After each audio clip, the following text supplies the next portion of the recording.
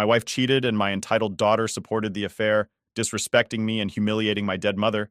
So I cut her out of my will and divorced my wife. Now my ex-wife is in a mental hospital. My daughter is on the streets, couldn't complete her education, has no friends left, and is begging me to reconcile.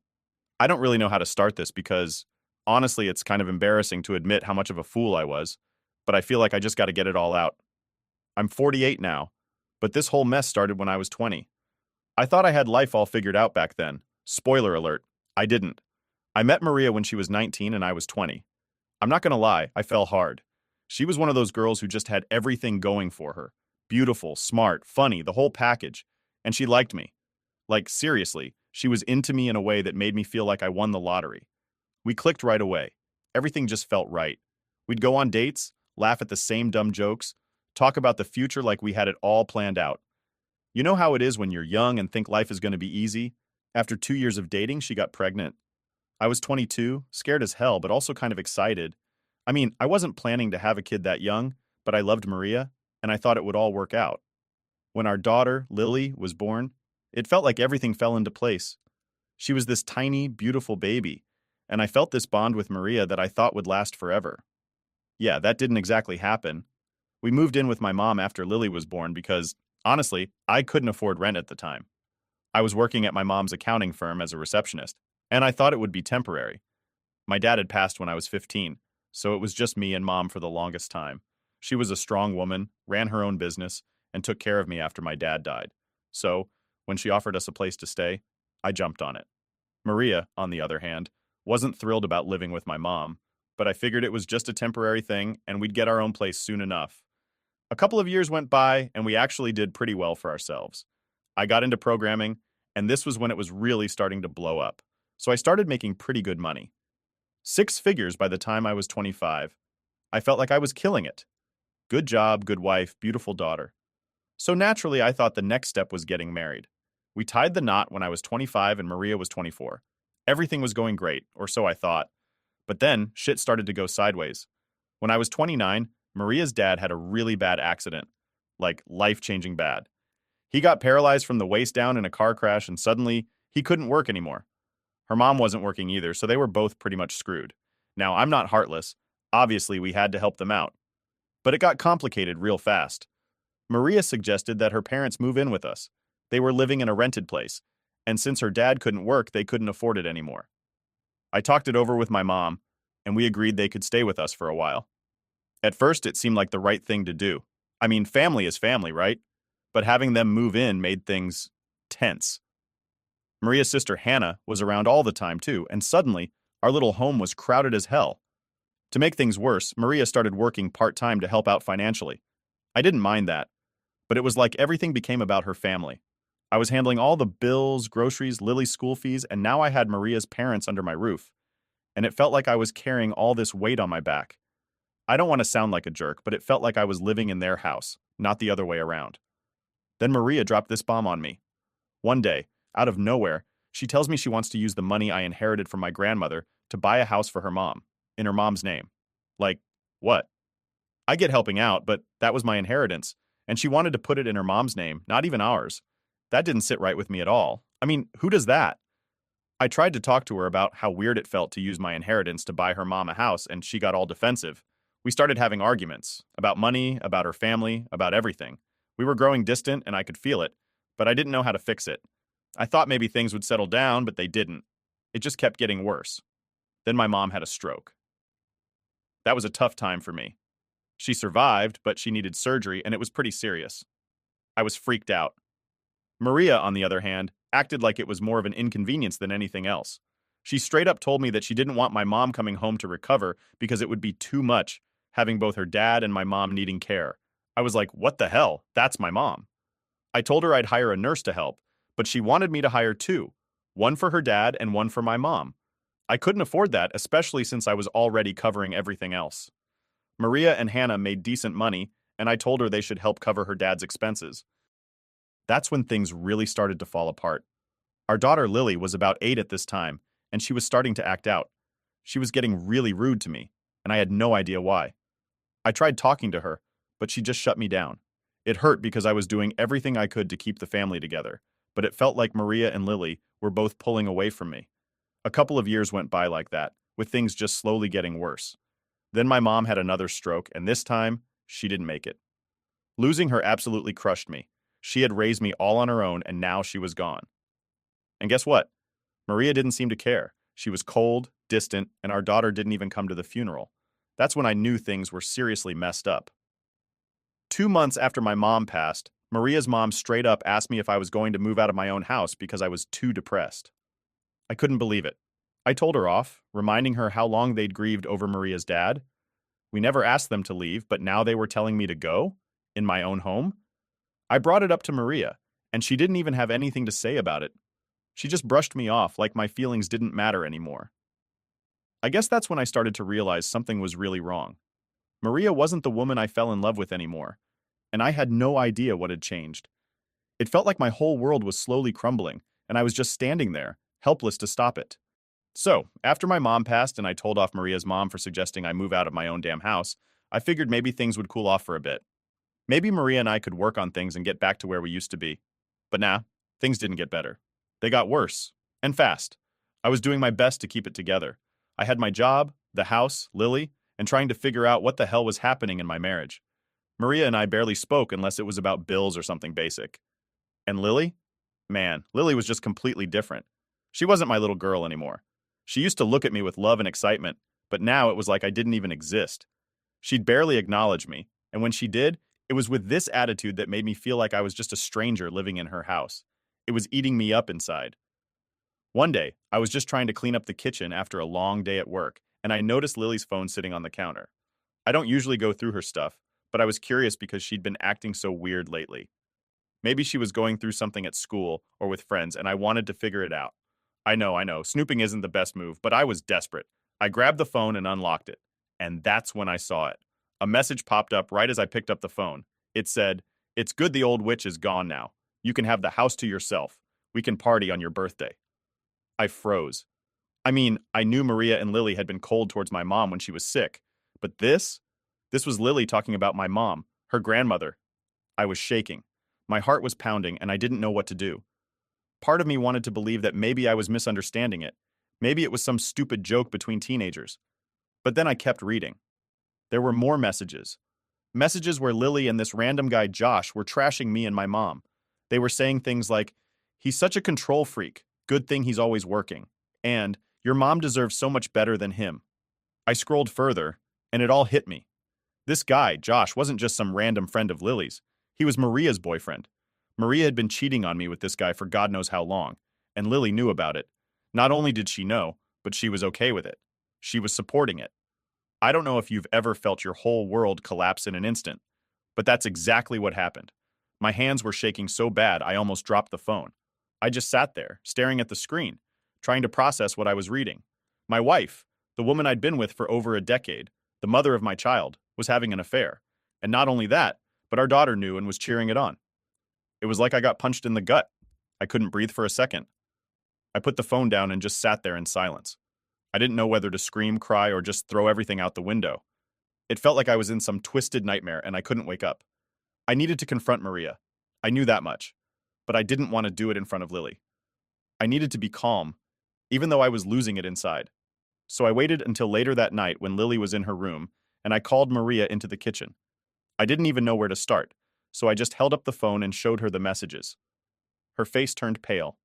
She didn't say a word at first, just stood there staring at the screen. And then, like clockwork, she started yelling at me for snooping through Lily's phone. "You had no right to go through her private messages," she screamed at me. I couldn't believe what I was hearing. Here she was, caught red-handed, and her first reaction was to turn it on me.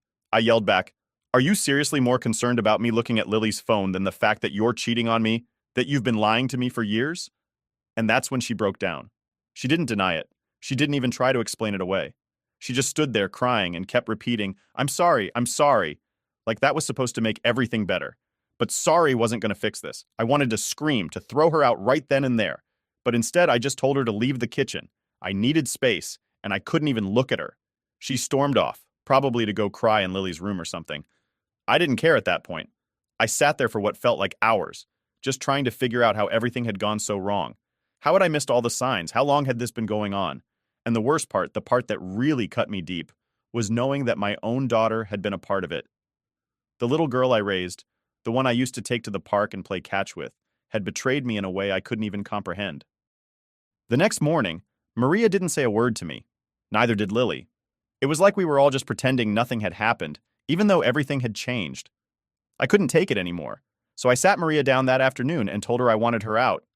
I gave her 9 days to pack up and leave, to take her stuff and go stay with her family, or hell, even with Josh for all I cared. She didn't fight it. She just cried and nodded. But I wasn't moved by her tears anymore. I didn't care if she was sorry. It was too late for that. As for Lily, I couldn't even look at her. Every time I saw her, I felt this deep, gnawing pain in my chest. I wanted to talk to her, to ask her why she did it, why she didn't tell me, why she thought it was okay. But I didn't have the strength to face it yet. That night, I barely slept. I just lay there staring at the ceiling, thinking about everything. The lies, the betrayal, the fact that I didn't even know who my wife or my daughter were anymore. My life, the life I thought I had built for us, was gone, and I had no idea how to move forward from here. So after the whole thing with finding those messages on Lily's phone and realizing my wife Maria had been cheating, I was in a total daze for days. It was like everything I thought I knew about my life just came crashing down. I couldn't even function properly at work, but I forced myself to go just to avoid being in the same house as Maria and Lily. About a week after I told Maria to pack her stuff and get out, I came home from work and noticed that things seemed a little too quiet. I walked around the house and all of Maria's things were gone. Clothes, personal stuff, everything. It's like she just wiped herself out of my life in one swoop. It should have felt like a relief, but honestly, it was just weird. I knew it was coming, but seeing it for real was different. I sat down on the couch, just kind of zoning out, when my phone buzzed. It was a text from Maria. She said she'd moved in with her sister for now and that she'd be back later in the week to talk about the next steps. Like I didn't already know what that meant. Divorce. I guess I should have expected it, but seeing the word divorce in black and white hit different. It's like I'd been living in this fog. And now, the reality of everything was punching me in the gut. I was about to lose everything. The house, my daughter, the woman I spent over a decade with. Everything was unraveling fast, and I was just standing there, helpless to stop it. But what got me wasn't the divorce itself. It was the fact that Lily was still staying with me. Maria had left, but Lily didn't go with her. At first, I thought maybe this was a chance for us to talk, to figure things out. But man, I was so wrong. Lily barely even looked at me. It was like she blamed me for everything. And I get it. She was 15, confused, caught between her parents. But that didn't make it hurt any less. One night, about 3 days after Maria left, I decided I needed to confront Lily.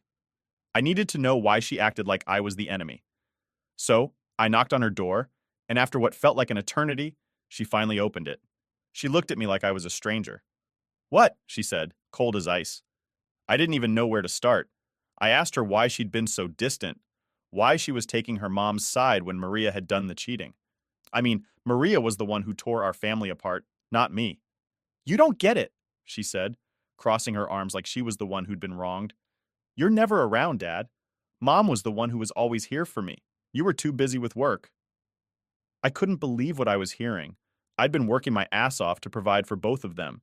And this is what she thought? That I didn't care because I wasn't around 24/7s? I tried to explain that I had to work to keep us going, to pay the bills, to give her the life she had. But she wasn't having any of it. She just kept repeating how her mom needed someone, and that Josh, the guy Maria was cheating with, was there for her in ways I wasn't. It was like a knife to the heart. My own daughter was defending the guy who destroyed my marriage, like I was the one who messed everything up. I tried to stay calm, but inside I was boiling. How could she be so blind? "You're seriously defending him?" I asked, trying to keep my voice from shaking. "He's the reason your mom and I are splitting up. He's the reason our family is falling apart." She just shrugged. "Maybe if you were around more, Mom wouldn't have needed him." That was it. I couldn't hold back anymore. Needed him? She didn't need him, Lily. She chose him. She chose to betray me, betray us. And you're okay with that? Lily looked away, and I could see tears welling up in her eyes, but she wouldn't let herself cry. "It's not that simple, Dad." I didn't know what else to say. I just stood there staring at her, realizing that whatever bond we had was broken. She wasn't my little girl anymore, and I didn't know how to fix that. "I'm sorry," I said, even though I wasn't sure what I was apologizing for. I guess I just didn't know what else to say. But she didn't respond. She just closed the door in my face, and that was that.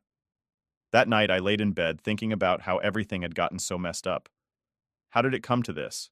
When did Maria and I drift so far apart that she felt the need to cheat? When did my daughter stop seeing me as her father and start seeing me as the bad guy? It's like I'd lost everything, and I didn't even know when it happened. The next morning, I woke up to a note on the kitchen counter. Lily had left early to go stay with Maria at her sister's place. The note was short, just a quick, "I'm staying with Mom for a while." No explanation, no apology, nothing. She was gone, just like Maria. I spent the next few days in a sort of limbo, not really knowing what to do with myself. I went to work, came home to an empty house, and repeated the process. It was like I was stuck on autopilot. But then, a couple weeks later, I got a call from a lawyer. Maria had already filed for divorce, and she wanted to move forward with splitting everything up. I couldn't believe how fast it was happening. It felt like just yesterday we were a family, and now I was getting legal papers telling me it was all over. I called up my buddy Greg, who's a lawyer, and he agreed to help me out with the divorce. He told me to gather all the proof I had, texts, messages, anything that could help me in court. So I did just that. I dug through every message I'd saved, every bit of evidence of Maria's affair, and handed it all over to Greg. The divorce process was brutal. Maria didn't even try to deny the affair, but she still wanted half of everything, half the house, half the savings, and of course, spousal support. I was pissed, but Greg told me to stay calm and let him handle it. I trusted him, but it was still hard to sit there while Maria's lawyer made me out to be the bad guy, claiming I'd been emotionally distant and neglectful. Like, really? I was the one working my ass off to support the family while she was out screwing around with Josh. Eventually, we settled. Maria got half the house, some spousal support for a few years, and Lily decided to stay with her. I didn't even fight for custody. By that point, it felt like my daughter had already chosen sides, and I didn't have the energy to fight for someone who didn't want me in their life. After the court stuff was over, I came home and just sat there in the empty house, thinking about everything. It was all gone. My family, my marriage, my daughter, everything I thought I had, just gone. All I had left were some pieces of furniture and a few fading memories. But even though it felt like the end, I knew deep down that it wasn't. It was just the beginning of something else. I just didn't know what that something was yet. I guess I should have known things would get worse after the divorce. But I kept hoping maybe there'd be some kind of light at the end of the tunnel. Spoiler, there wasn't. After everything went down with Maria and Lily, I was left in this weird limbo. Just me rattling around in this house that didn't feel like mine anymore. You'd think after Maria moved out, I'd feel some sense of relief, right? But honestly, the silence was suffocating. I didn't see much of Lily after she left that note saying she was going to stay with her mom. I didn't reach out either because at that point, I didn't know if I even wanted to. I know that sounds harsh, but it's like, how do you come back from finding out your kid was basically on the side of the guy who helped destroy your family? I kept thinking back to that text she sent, where she called my mom the old witch. That one message haunted me for days. I just couldn't wrap my head around it. A couple of weeks after the divorce was finalized, I started getting calls from Maria's family.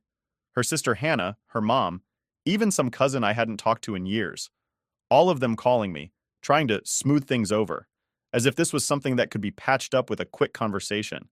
They kept saying how hard things were for Maria now, how she wasn't handling the breakup well, and how Lily was caught in the middle. Like, no shit, she's caught in the middle. That's what happens when you let your daughter be a part of your affair. One day, Hannah showed up at my house without warning. I didn't want to let her in, but she was banging on the door, and I figured I'd at least hear her out. She came in all frantic, like it was an emergency, and started laying it on thick about how Maria wasn't doing well mentally. I wasn't heartless. I didn't want Maria to suffer or anything, but it wasn't like I was going to take her back. That ship had sailed, crashed, and sunk. Hannah was talking about how Maria wasn't eating, wasn't sleeping, and how Lily was struggling with it all. She said Maria needed help and that maybe I could do something. I just stood there letting her talk, but all I could think was, this isn't my problem anymore. I'd spent years trying to keep my family together, and Maria was the one who blew it all up. Now they wanted me to step in and fix everything? Not happening. I'm sorry, Hannah, I finally said, cutting her off mid-rant. But I can't help her. She made her choices. Hannah gave me this look, like I'd just told her the world was ending. But she's your wife, she said like she couldn't believe I was being so cold. Ex-wife, I corrected her, and I've got nothing left to give." She sat there for a minute, staring at me like she couldn't believe what she was hearing. Then she started crying, like that was going to change my mind. I felt bad, sure, but I wasn't about to let guilt pull me back into the mess Maria had created. After a while, she got up, still sniffling, and left without saying another word. I didn't feel any better after she left. If anything, I felt worse. I couldn't stop thinking about what Hannah said, about how Maria wasn't doing well, about how Lily was stuck in the middle of it all. As much as I tried to push it all out of my mind, I couldn't help but feel guilty. I kept wondering if maybe I should have done something different. Maybe if I'd handled things better with Lily, she wouldn't have turned against me. A couple of days later, I got a call from my lawyer, Greg. He said Maria had been admitted to some kind of mental health facility. Apparently, she'd had a breakdown, and they were worried she might hurt herself. Hearing that hit me harder than I expected. I know she cheated and I know she lied, but this? I didn't want her to suffer like this. Greg told me there wasn't much I could do about it, but I should probably be aware in case Lily tried to reach out, and she did. I got a text from Lily that same night, the first one since she left. It was long, and I could tell she struggled to write it. She said she was sorry for everything, for how she'd treated me, and that she didn't know how to handle everything that was happening with her mom. She said Maria had been spiraling for weeks and she didn't know what to do anymore. I didn't reply right away. I didn't know how to reply. Part of me wanted to forgive her, to tell her we'd figure it out, that we could move on from all of this. But the other part of me, the part that remembered all the lies, the betrayal, the way she'd sided with Josh, couldn't just forget what happened. The next day, I finally texted back. I kept it short. I told her I was sorry she was going through this and that I hoped her mom got the help she needed. But I didn't say anything about us, about fixing our relationship.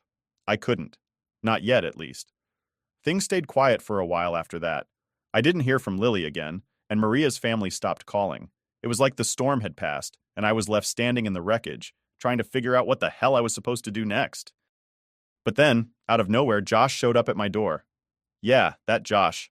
The guy Maria had cheated on me with. At first, I didn't even recognize him. He looked like crap. He was all scruffy and unshaven, his clothes wrinkled like he'd been sleeping in them for days.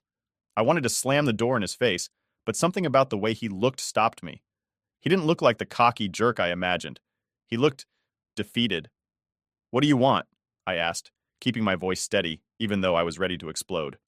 He didn't say anything for a minute, just stood there, staring at the ground. Then, finally, he spoke. "I didn't mean for it to get this far," he mumbled, barely loud enough for me to hear. "I didn't mean to ruin everything." I couldn't believe what I was hearing. "You didn't mean to?" I snapped. "You had an affair with my wife, man. You knew exactly what you were doing." He nodded, still looking down. I know, I'm sorry, okay? I don't know how to fix it." I almost laughed. "Fix it? You can't fix this." He finally looked up at me, his eyes red and tired. "She's not doing well, man. Maria, she's in the hospital because of me." For a second, I almost felt sorry for him. Almost. But then I remembered all the crap he'd put me through, and any sympathy I had disappeared. "That's on you," I said, my voice cold. "You made this mess. You deal with it." He didn't argue. He just nodded again, mumbled another apology, and walked away, leaving me standing there, feeling like I'd won some kind of twisted victory. But there was no satisfaction in it, just emptiness. After Josh showed up at my door looking like a broken man, I thought that would be the end of it. I mean, what else was there left to say? Maria was in a mental hospital, Lily wasn't talking to me, and now Josh, the guy who wrecked my marriage, had shown up like some kind of sorry puppy looking for forgiveness. But here's the thing. I didn't feel better. I thought maybe confronting him would give me some closure, but all it did was leave me more confused and angry. I spent the next few weeks in a fog just going through the motions. Work, home, repeat. Every now and then, I'd get texts from Maria's family, but I ignored them. I wasn't ready to deal with their guilt trips. I mean, they acted like I was supposed to swoop in and save the day after everything that happened. Like I hadn't been the one betrayed. Then, one day, I got a call from my lawyer, Greg. He told me that Maria was getting released from the mental health facility soon and that she'd probably try to reach out. I wasn't sure how I felt about that. On one hand, I didn't want to talk to her. On the other, part of me felt like I should, at least to make sure she was okay. It's weird, right? Like, after everything, I still cared about her well-being. I guess that's what a decade of marriage does to you. Sure enough, 2 days after that call, I got a message from Maria. It was long and all over the place, like she didn't know how to say what she wanted to say. She apologized, again, and said she knew she'd ruined everything, that she didn't expect me to forgive her but wanted to explain. She also mentioned Lily, saying how she was having a hard time dealing with everything and was scared to reach out to me. I stared at that message for what felt like hours, just reading and rereading it. Part of me was tempted to just delete it, to pretend like it never showed up. But then I thought about Lily, my daughter. Yeah, she'd been a part of this whole mess, but she was still my kid. I couldn't just write her off completely, even if what she did hurt like hell. So, I replied.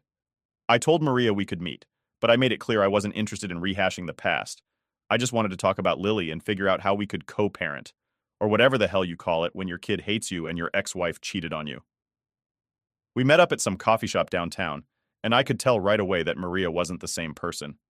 She looked worn down, like life had just beaten the hell out of her. It was strange seeing her like that. I didn't feel angry anymore, just sad. She sat across from me, fiddling with her coffee cup, and for a while neither of us said anything. Finally she spoke. I'm sorry, she said, her voice barely above a whisper. I know I've said it 100 times, but I don't know what else to say. I messed up. I messed up so bad. I didn't really know how to respond to that. What was I supposed to say? Yeah, you did? I just nodded and waited for her to keep talking. She started going on about how she'd been lost, how she'd felt alone, and how things with Josh had spiraled out of control. She said it wasn't an excuse, but she needed me to understand that it wasn't about me not being enough. It was about her feeling empty inside. I didn't say anything. I wasn't there to dig into her feelings. I just wanted to get through the conversation. Then she brought up Lily. She misses you, Maria said, looking up at me with these tired eyes. She won't admit it, but she does. She's just scared. Scared of what? I asked, genuinely confused. I never did anything to her. Maria sighed and rubbed her temples. She's scared because she knows she messed up too. She feels like she betrayed you and she doesn't know how to fix it. I didn't know what to say. It hurt to hear that, but at the same time, it made sense. Lily was a kid caught up in something way bigger than she should have been, and I hadn't exactly made it easy for her to come back from that. I don't hate her, I finally said, my voice low. I don't know how to talk to her anymore. Maria nodded, like she understood. Maybe just start with that. Tell her you don't hate her. After the conversation with Maria, I decided to reach out to Lily. I wasn't expecting anything.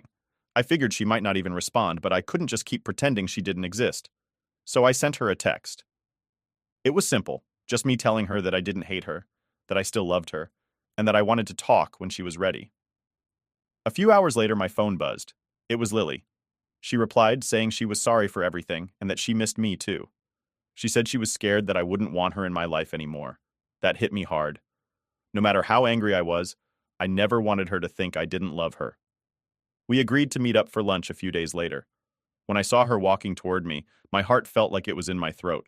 She looked nervous, and I could tell she'd been crying before. But when she saw me, she smiled. This small, hesitant smile that reminded me of when she was little. We sat down and talked for hours. Not just about what happened, but about everything. Her school, her friends, how she'd been dealing with Maria's breakdown. I realized then that I'd missed out on so much while I was stuck in my own anger. I hadn't been there for her when she needed me, and that was on me. By the end of the lunch, we weren't magically fixed or anything. There was still a lot to work through, but it felt like we were finally on the right path. Like maybe, just maybe, we could figure things out.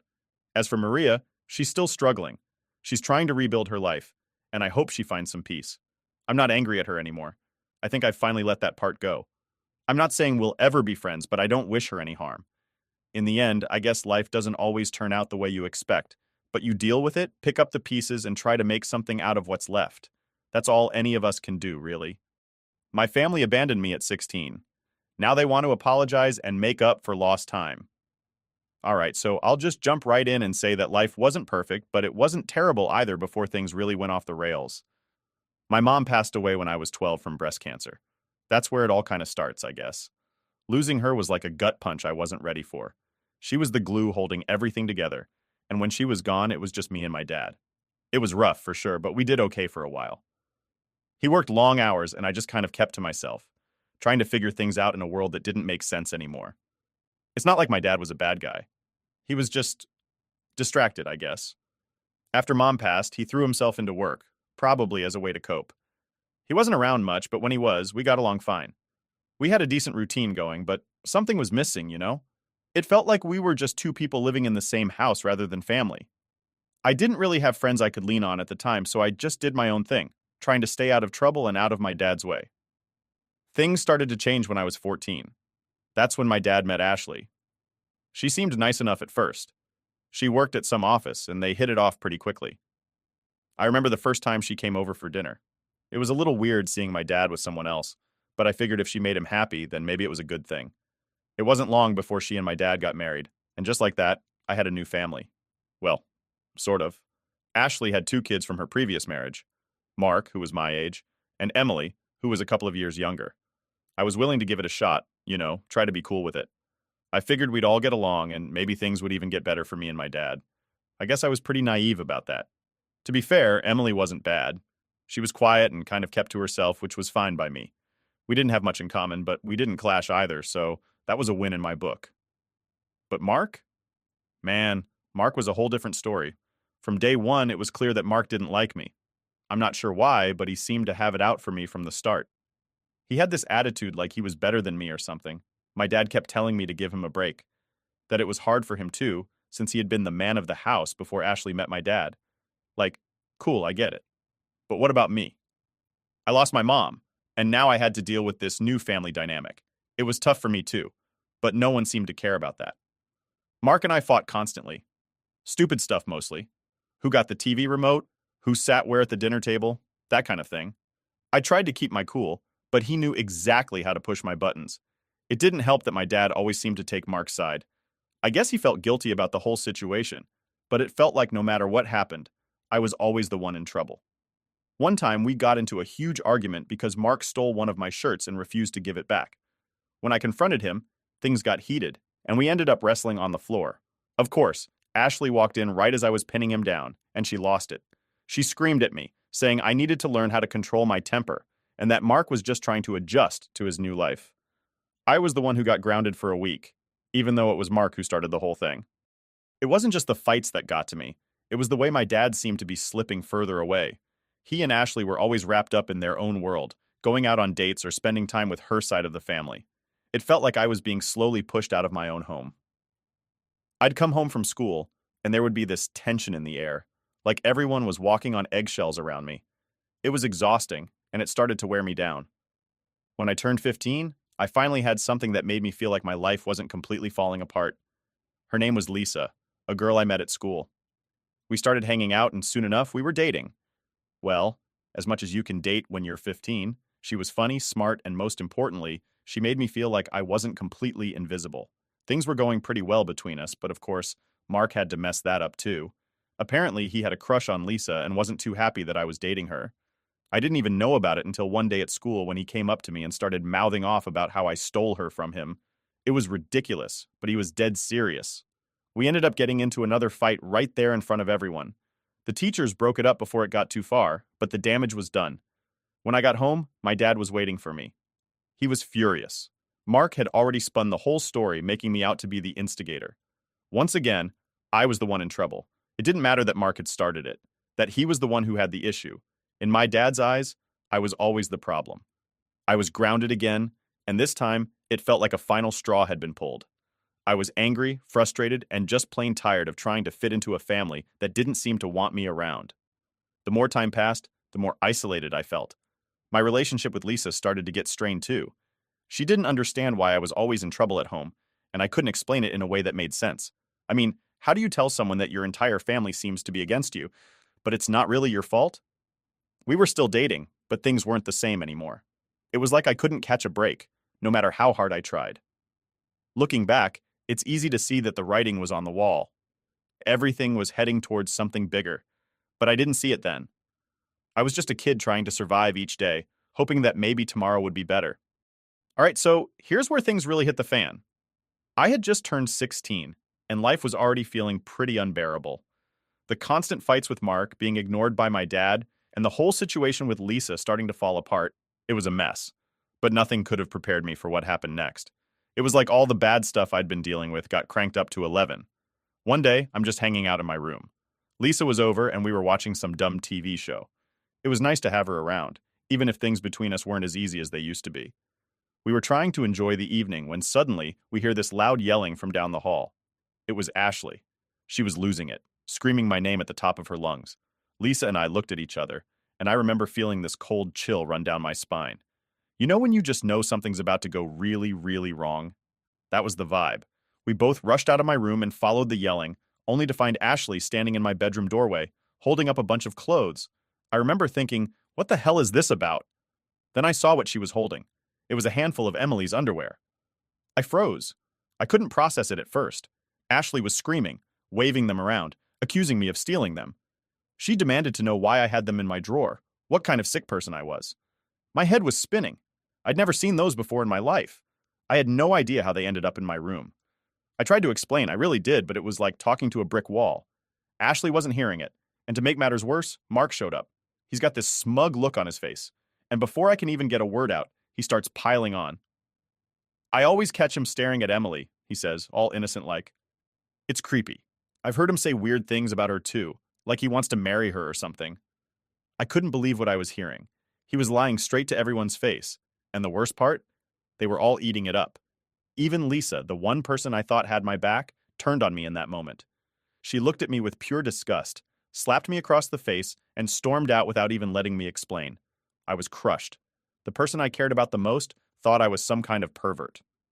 My dad came home in the middle of all this chaos, and I thought maybe, just maybe, he would believe me. But when Ashley told him what was going on, and Mark backed her up with his lies, my dad didn't even hesitate. He grabbed me by the arm, yanked me out of the house, and threw me onto the front lawn like I was some kind of trash. I'll never forget the look in his eyes. It wasn't just anger, it was disgust, like he didn't even know me, like I wasn't his son anymore. He called me every name in the book, accusing me of things I didn't do, saying I wasn't welcome in his house if I was going to be a danger to his family. He said I was lucky he didn't call the cops, and that was when it really hit me. I was completely on my own. I remember pleading with him, trying to explain that this was all some sick setup by Mark, but he wasn't hearing any of it. He just stood there, glaring at me like I was nothing to him, like I wasn't the kid he'd raised for 16 years. Then he shut the door in my face. I was left standing there, dazed, not knowing what to do. I mean, where was I supposed to go? I didn't have any friends I could stay with, and I knew my grandparents wouldn't help either. My dad had probably already called them to tell his version of the story, so they were out of the question. My mom's parents were dead, and I didn't have any other family close by. So I did the only thing I could think of. I sat down on the front porch, hoping, praying, that maybe they'd change their minds, that someone would come out and listen to me. But no one did. I sat there for what felt like hours, banging on the door, crying, begging them to let me back in. But the house stayed dark and silent. It was like I didn't exist anymore. Eventually, I gave up. It was getting late, and the air was starting to get cold. I had no money, no phone, nothing but the clothes on my back. I started walking, not really knowing where I was going or what I was going to do. My head was still spinning from everything that had just happened. How could my life go from bad to worse in the span of a few hours? It didn't feel real. I wandered around for a while, just trying to figure out what to do next. My mind was racing with thoughts of everything that had just happened. Lisa dumping me, Mark's lies, my dad throwing me out. It was like the walls were closing in and I couldn't breathe. But what could I do? My own family had turned their back on me, and I didn't have anyone left. I found an old park a few miles away and sat down on one of the benches. I was exhausted, physically and mentally. I couldn't think straight, and I didn't know what my next move was. I just kept replaying the whole scene in my head, over and over again. Why didn't anyone believe me? How could they just throw me out like that? I spent the night there in that park. I don't know how I managed to fall asleep, but I must have, because the next thing I knew, the sun was coming up, and I was still sitting on that bench. My whole body ached, and my mind was a mess. I didn't have a plan, but I knew I couldn't just sit there forever. Looking back, that night was probably one of the lowest points of my life. I was just a kid, 16 years old, and I had nowhere to go, no one to turn to. But I wasn't ready to give up. Not yet. That morning, I made a decision. I wasn't going to let what happened to me define the rest of my life. I didn't know how I was going to do it, but I was going to survive. After that night in the park, things didn't magically get better, but I wasn't going to let it break me. I had no idea what I was doing, but I knew I had to keep moving. I spent the next few days just wandering around, trying to figure out what the hell to do with myself. I didn't have any real options, No family, no friends, no place to stay. I barely had anything to my name besides the clothes on my back. But the thing was, I couldn't just give up. I didn't want to end up like those guys you see hanging around on the street forever. I knew I needed to find a way out of this. Surviving those first few weeks was rough. I had to get creative about where I slept, sometimes sneaking into places that were warm enough to crash for a few hours. Parks, old abandoned buildings, even a random bus station a couple of times. I'd learned to keep moving during the day, just to avoid looking suspicious or drawing attention. But I was hungry, like all the time. It was this gnawing feeling in my stomach that wouldn't go away. I tried finding odd jobs here and there. Nothing official, but people would sometimes toss me a few bucks for helping with random stuff like cleaning their yard or washing windows. It wasn't much, but it kept me going. I'll never forget this one old lady who lived in a small house at the edge of the neighborhood I'd been wandering through. She must have seen me hanging around looking rough because one day she came out and asked if I needed anything. I was too proud to ask for help, so I just said I was fine. But she saw right through me and handed me a sandwich. She didn't say much, just smiled and went back inside. But man, that sandwich tasted like heaven.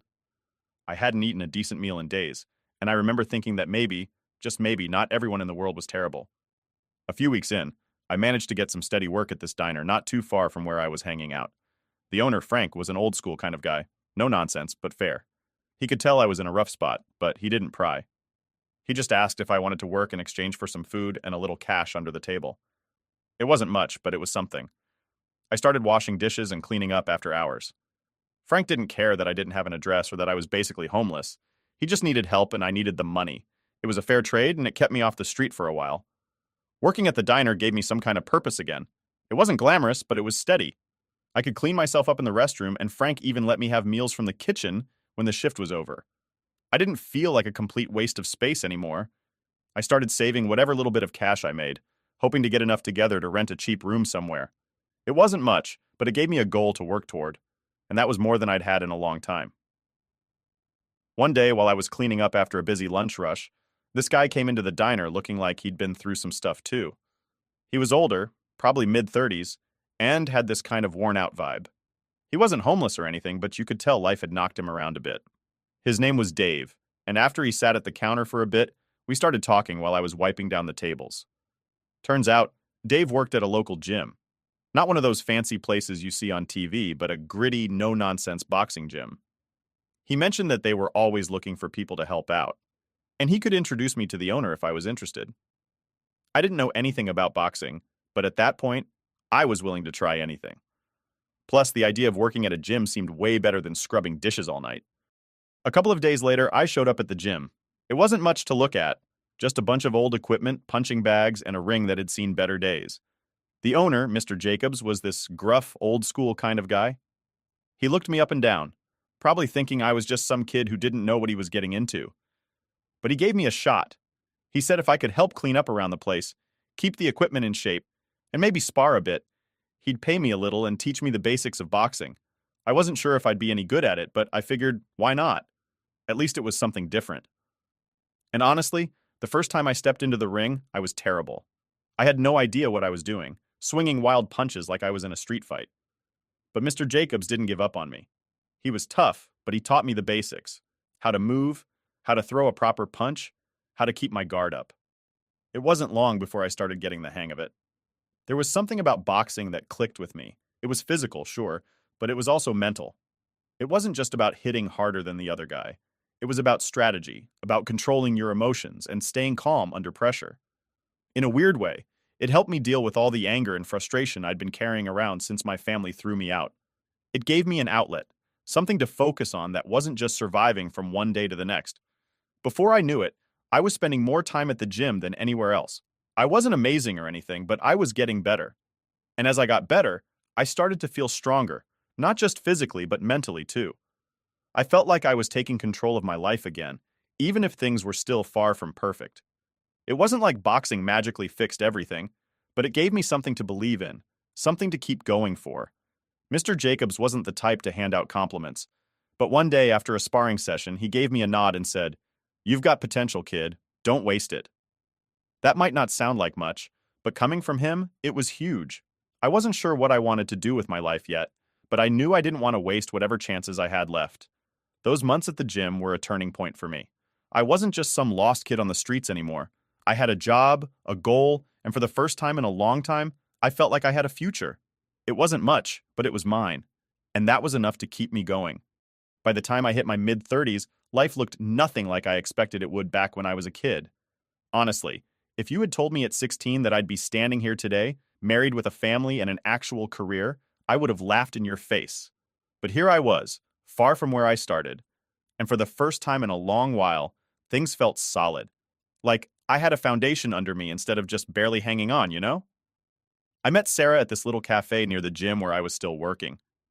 She was different from anyone I'd met before. There wasn't any of that forced small talk or awkwardness. We just started talking, and it was easy. She wasn't prying into my past or making me feel like I had to explain every part of myself. I didn't have to be anything but me around her, and that was rare. I hadn't had that since way before all the chaos happened with my family. At first, I wasn't sure where things were going. I wasn't the type of guy who thought much about long-term relationships. I mean, my history with that sort of thing wasn't exactly great, but Sarah made me rethink all of it. She saw something in me that I hadn't seen in myself for a long time. She believed in me, even when I wasn't so sure I deserved it. We started dating, and before I knew it, 2 years had flown by. Things between us just worked. There weren't any games or drama. She was real, and that's what I needed. She pushed me in the right ways, too. I'll never forget the day she sat me down and told me I needed to get my GED. She didn't nag me about it, didn't make me feel dumb, just laid it out plain and simple. "You're smarter than you give yourself credit for," she said. "You've got potential, and I'm not letting you waste it." That was a turning point for me. I guess, deep down, I knew I couldn't stay at the gym forever. It was fine when I was younger, but I needed something more stable, something I could build on. I didn't want to be the guy who barely scraped by his whole life. So I took her advice and got my GED. Was it easy? Hell no. It was like trying to remember everything I'd learned in school but hadn't thought about in years.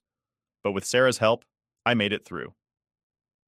Around that time, Sarah's dad came into the picture more. He was an electrician, and one day, after we'd been dating for a while, he casually mentioned that he could use some help. Now, I'm not gonna lie, I wasn't exactly thrilled about the idea of working for my girlfriend's dad, but he was a good guy, and I figured it was worth a shot. Besides, I needed the work. At first, I was just doing the grunt work, carrying tools, cleaning up job sites, that kind of thing. But as time went on, I started learning the trade. It was tough, and there were days where I wanted to quit, but something kept me going. Maybe it was pride, or maybe it was knowing that I had something to prove, not just to myself, but to Sarah too. After a few years, I had picked up enough skills to get serious about the work. Sarah's dad saw I was sticking with it and offered to help me go through the process of getting licensed. I didn't really think I'd be good at it when I started, but it turned out I had a knack for it. Working with my hands, figuring out problems, it reminded me of the focus I had learned from boxing. And in a way, that focus was what kept me going every day. I wanted to be someone my wife could be proud of. Eventually, I passed my licensing exam. I was officially a licensed electrician. That might not sound like a huge deal to some people, but for me, it was everything. It wasn't just a piece of paper saying I could do the job. It was proof that I'd taken the worst parts of my life and turned them into something real. I'd gone from being homeless, sleeping in parks, to having a stable job that I was good at, with a future I could actually look forward to. Sarah and I got married shortly after I got my license. It wasn't some big fancy wedding or anything, but it was perfect for us. We kept it simple, surrounded by the people who mattered most. Her family had been amazing to me, and they were all there. My side of the family? Well, I didn't exactly have anyone left to invite, but that didn't bother me anymore. My in-laws became my family, and I realized that family doesn't have to be the people you're born with. Sometimes it's the people who choose to stand by you, even when things are rough. It's funny how things work out. Looking back, it's like everything that happened led me here. I went through all that pain and hardship, and somehow, it brought me to a place I never thought I'd reach. Sarah and I have 4 amazing daughters now. They're my world, and they're growing up in a home filled with love and support. Everything I didn't have when I was their age. I'm not saying everything's perfect, because it's not. No family is perfect, but we're good, and that's what matters. Sometimes I think about the old days, where I was, who I was back then, and I can't help but be grateful that I didn't give up. I could have easily ended up in a very different place if I hadn't met Sarah, or if I hadn't taken that job with her dad, or if I'd just let the anger from my past consume me. But here I am, pushing 50, with a wife I adore, Kids who drive me crazy, but who I love more than anything, and a career I never thought I'd have. It's weird to say, but I'm proud of myself. It took me a long time to get here, and there were a lot of moments where I didn't think I'd make it. But now, standing on the other side of it all, I realize that the life I built is so much more than I could have ever imagined. And at the end of the day, that's all I really need. So, here's the thing I wasn't expecting. After all these years of having nothing to do with my old life, I suddenly got an email from Emily, my stepsister. Yeah, that Emily. The one who probably barely remembered me since she was just a kid when everything went down. At first, I wasn't sure how to feel about it. I mean, I hadn't heard from anyone in my dad's family in over 30 years, and suddenly, out of nowhere, she's reaching out. I remember staring at my inbox for a good 10 minutes, not sure if I should even open it. Part of me wanted to just delete it and pretend like it never happened. I've got a good life now, right? Why stir up the past? But curiosity got the better of me, and I clicked it. The email was long, like, really long. It started out kind of awkward, with Emily explaining how she found my contact info and why she was writing. Turns out she had no clue about the truth behind what happened when I was kicked out. She had been told the same story as everyone else, that I was this creep who stole her underwear and tried to do God knows what. She went on to say that she believed it all because, well, why wouldn't she? She was a kid, and Mark was her brother. Why would he lie about something like that? And then came the real reason she was emailing me. Apparently, Mark, my stepbrother, the same one who set me up and ruined my life, had gotten pretty drunk at a family gathering recently. In front of a bunch of people, he started bragging about how he'd framed me. He thought it was hilarious, telling everyone how he planted Emily's underwear in my drawer and made up the story about me creeping on her. He even admitted to doing it because he was jealous that I had started dating Lisa, the girl he had a crush on. I couldn't believe what I was reading. I mean, I knew Mark had set me up, but to hear it confirmed all these years later, it was like a punch to the gut. Emily said she was shocked, and so was Lisa, who apparently was at the gathering too. Yeah, that Lisa, the girl who dumped me without a second thought after the whole thing went down. She heard the confession firsthand, and according to Emily, she freaked out. Emily said she had spent the entire weekend trying to track me down because she felt terrible about what had happened. She wanted to apologize, face to face if possible, and she even offered to fly out to wherever I was. She kept saying how sorry she was that she had believed Mark, and how she wished she had known the truth back then. Now here's where it gets tricky. On the one hand, I could tell from her email that Emily was genuinely sorry. She was young when it all happened, and I can't blame her for believing what she was told. But on the other hand, it was like all those old wounds I thought had healed were suddenly ripped open again. For 30 years, I've been living with the knowledge that my family turned their back on me, threw me out like trash, and never bothered to find out the truth. And now, after all this time, they suddenly want to make amends? I didn't know what to feel. I've spent years moving on from that part of my life. I built a new family, one that loves me for who I am. Sarah, my wife, and our daughters are my world, and I never thought I'd need anything else. But still, that email stirred something up inside me that I hadn't felt in years. I showed the email to Sarah, half expecting her to tell me to ignore it, but she's not like that. She sat down next to me, read the whole thing, and then just looked at me and said, "What do you want to do?" That's the thing about Sarah. She always lets me decide for myself. She didn't push me one way or the other. Part of me wanted to reply with something snarky like, "Oh, now you believe me? Took you long enough." But I didn't. It's not that I'm still angry exactly. It's more like I'm just indifferent. The life I have now is good. Great, even. I've got everything I need. Do I really want to open that door again after all this time? Emily said in the email that she wanted to make up for lost time, to try and rebuild some kind of relationship. She didn't mention my dad or Mark, though, and honestly, I didn't care about hearing from them. They're the ones who made the choice to believe a lie and throw me away. As far as I'm concerned, they can stay in the past where they belong. But Emily? I don't know. She was just a kid back then, caught up in the middle of a mess she didn't create, and it sounded like she was genuinely trying to make things right. That's what makes this so hard.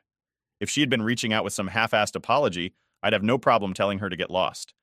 But she seems like she really means it, and now I'm stuck wondering if I should let her back into my life, even just a little. I haven't replied yet. Every time I sit down to type something, I freeze. It's like all the words I want to say just get stuck. Do I want to forgive them? Do I want to let go of everything that happened and pretend like we can just move on? I don't know. And then there's Lisa. Emily mentioned that Lisa wanted to reach out to me too, but she didn't know how I'd feel about it. Honestly, I don't even know what to say to her. After everything that happened, she just walked away and never looked back. She never gave me a chance to explain myself, never questioned whether Mark might have been lying. She was part of the reason I ended up on the streets.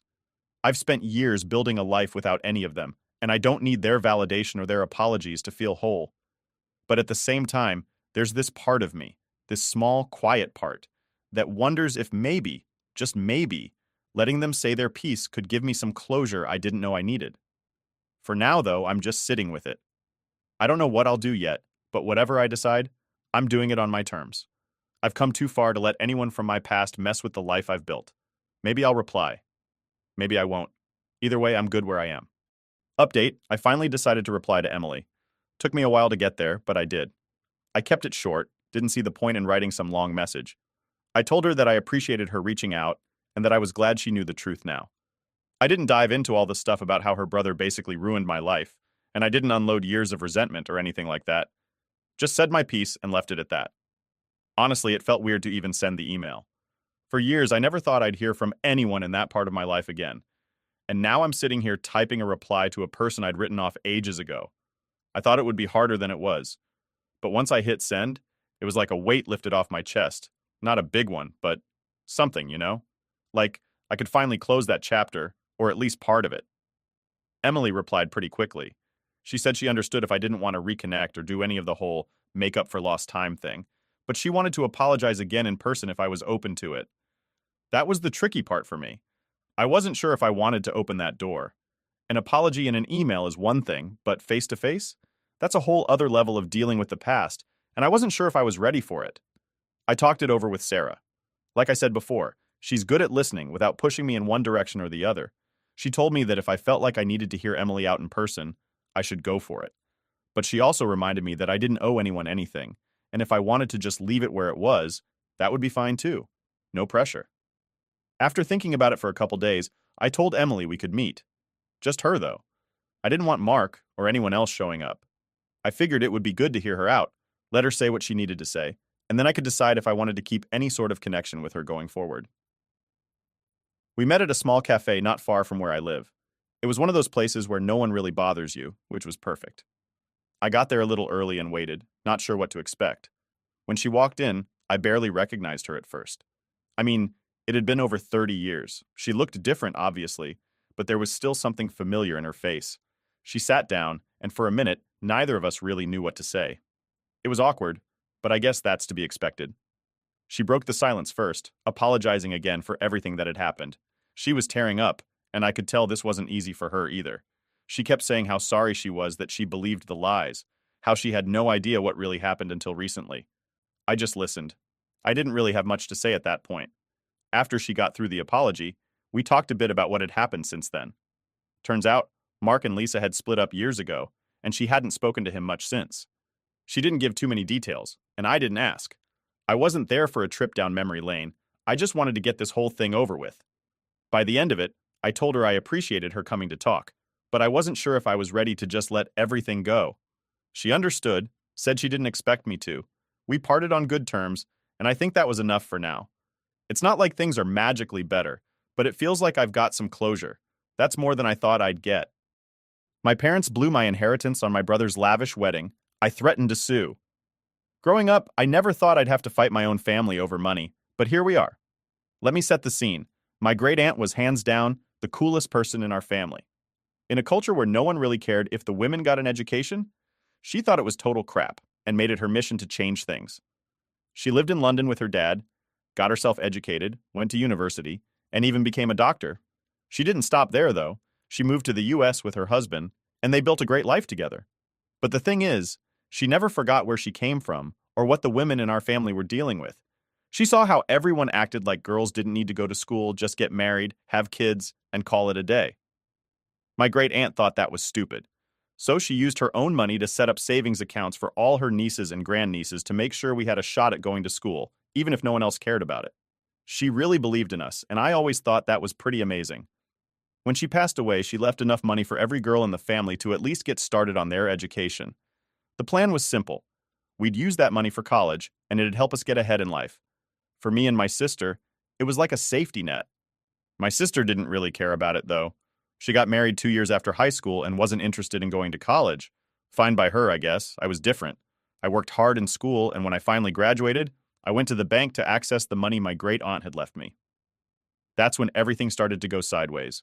I'd heard stories of people losing their inheritances or getting cheated out of them, but I never thought that had happened to me. I remember standing there, looking at the balance on the account, and feeling like someone had punched me in the stomach. There was about $13,000 left in the account. Don't get me wrong, $13,000 is still a lot of money, but it wasn't even close to what should have been there. I knew something was up.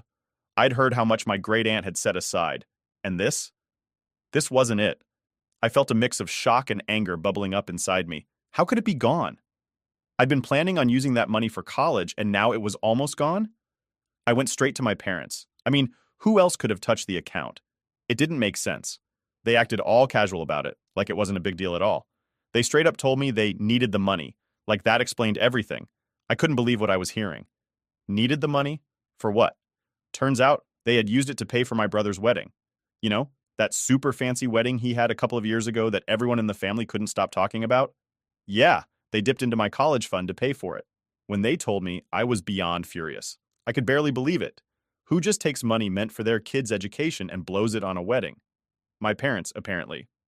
The worst part? They acted like I was being unreasonable for being mad about it. They kept saying stuff like, it was for family, and your brother's wedding was important, as if that was supposed to make everything okay. I couldn't care less about how important the wedding was. It wasn't their money to take in the first place. My great aunt left it for me to go to school, not for them to fund some over-the-top celebration. I felt betrayed, honestly. I had been counting on that money to pay for school, and now I was stuck with barely enough to cover anything. I was mad at them, mad at my brother, mad at the whole situation. But my parents didn't get it. They just shrugged it off like it wasn't a big deal. It was like they expected me to just suck it up and move on, but there was no way I was doing that. The thing that really got me was how casual they were about the whole thing.